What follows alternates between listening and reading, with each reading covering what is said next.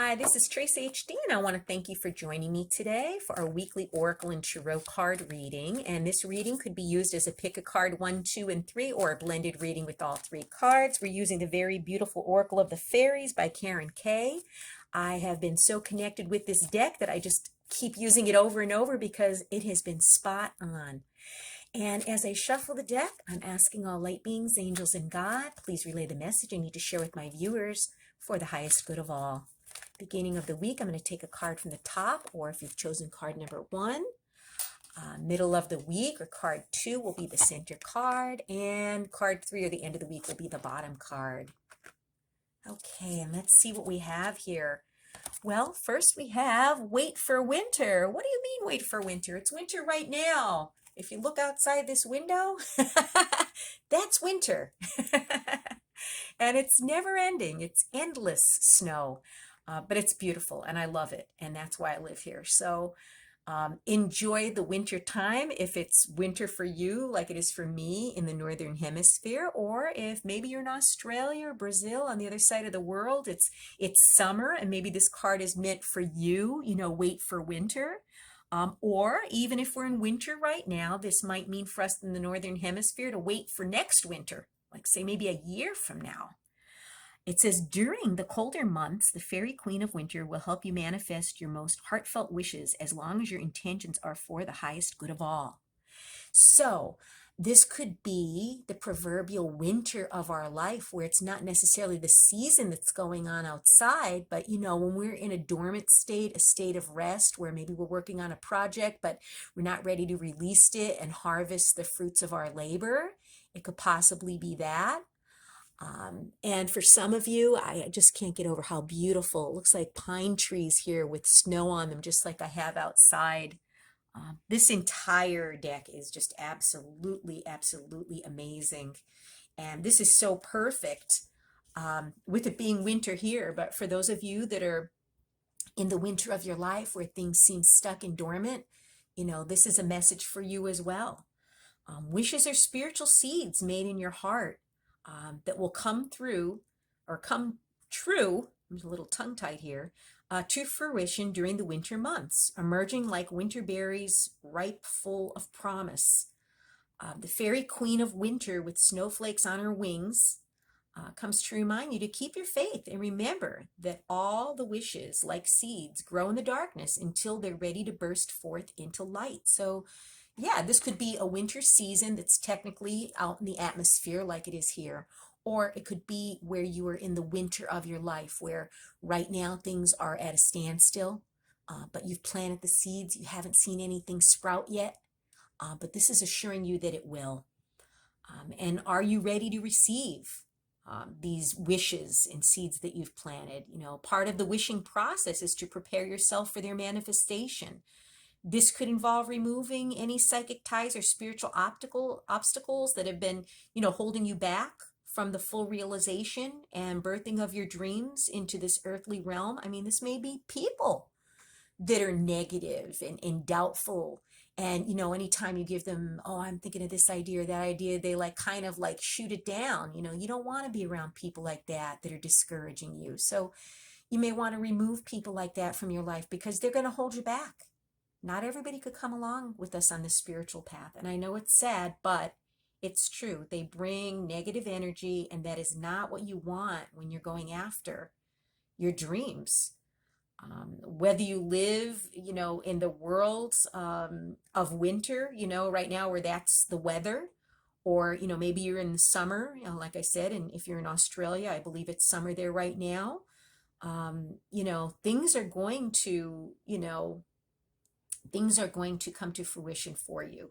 Like I said, whether it's the weather outside or the season in your personal life of maybe things that are not moving along as quickly as you imagined. Like in winter, everything seems dead, but then they come back to life. So be especially receptive to any ideas or inspirations that float into your mind around this magical time of winter.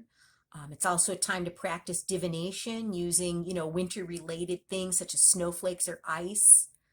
If you live in a country that has cold winters, if you don't, you could use ice cubes. I have plenty of icicles outside. I could send some to you right now. Or if you're in Australia or over that way on the other side of the world, you could just reach into your refrigerator, your freezer, and take out some ice cubes and use them as a form of divination. And then card number 2, or the middle of the week, is lost and found. And it says, what was once lost is about to be found. Thanks to the lost and found fairy. Sometimes she can help us find things we never even realized were lost. Okay, so this could be you losing yourself or a physical item. You know, it could apply either way, only you're going to know what this feels like to you. The lost and found fairy collects lost treasures and keeps them for a rainy day, revealing them when they're needed the most. She's attracted to shiny things and often keeps company with crows, for they too have a keen eye for things that sparkle. If you see these birds, and these crows are outside my home all the time, this could mean that there's a fairy nearby. To me, I've always thought of crows as maybe being they're magical. They're very magical creatures, very interesting. There's just so many symbolisms. To me, they're always a sign when they cross my path. And depending upon how many you see, determines what their meaning is. You know, 1 is for this, and if you see 2, it's for that, and 3 is for good luck, 4 could be bad luck.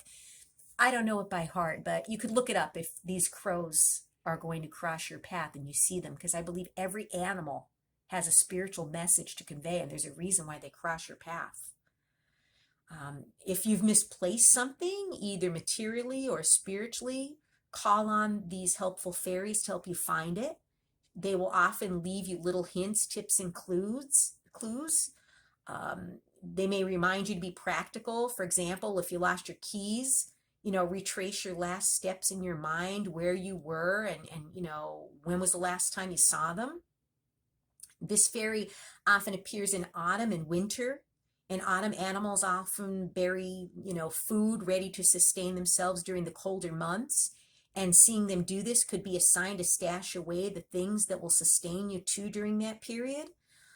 These could be material things such as food and money. Remember, this fairy is a very practical kind of fairy. Or you might stash away cherished memories inside your heart and tap into them whenever you need a spiritual boost. The lost and found fairy also reminds us that it's okay to lose things. Perhaps you never really needed them anyway, or their time and purpose has been served. It's no use crying over spilt milk could also be the message that this fairy brings to let something go. Wow.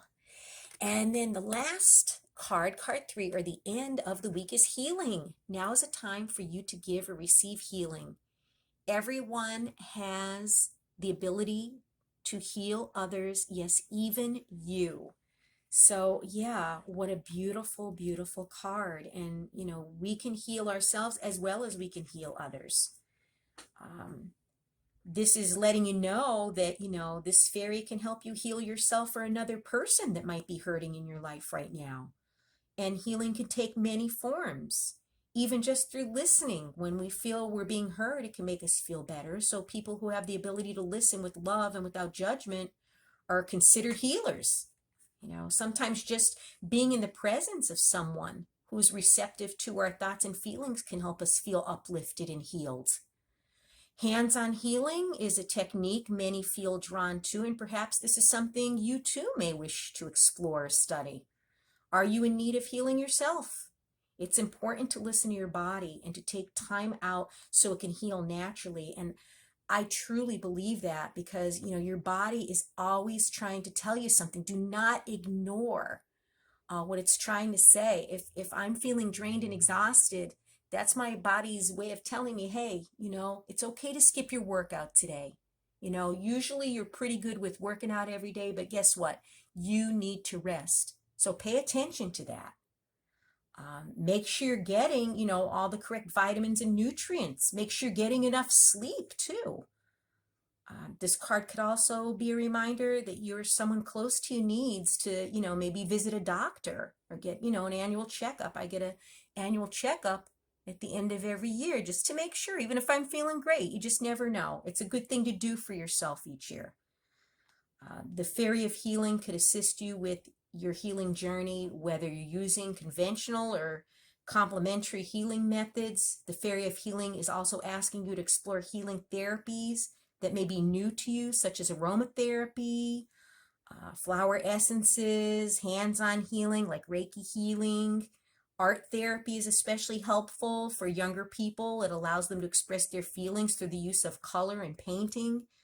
I mean, I feel that, creating jewelry to me is a form of art, and that grounds me. It makes me feel centered. It has healing properties to it because anything that you do with hands-on, whether it's cooking, whether it's painting a picture, whether it's writing in a journal, whether it's creating jewelry, it's very therapeutic. To me, you are infusing whatever that is you're doing with your own energy.